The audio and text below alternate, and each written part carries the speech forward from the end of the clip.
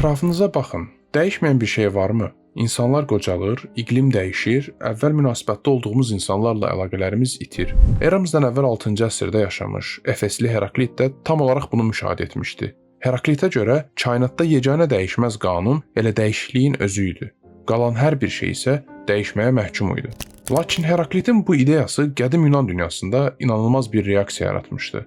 Elealı Parmenid bunun tamamilə əksini, dəyişikliyin məntiqi olaraq qeyri-mümkün olduğunu irəli sürmüşdü. Çünki dəyişikliyin olması üçün var olan bir şey hələ var olmayan bir şeyə çevrilməlidir. Lakin var olmayan bir şey reallıqda yoxdur. Buradan yola çıxaraq Parmenid iddia edirdi ki, hərəkət belə əslində qeyri-mümkündür. Bu mübahisə hələ də müasir fizikada aktualdır. Hətta Karl Popper Einsteynin müasir Parmenid adlandırmışdı. Einsteinə görə keçmiş, indiki və gələcək zaman eyni anda dördölçülü bir blokda mövcud idi. Buna görə də bu zamanlar arasındakı fərq bir illüziya idi.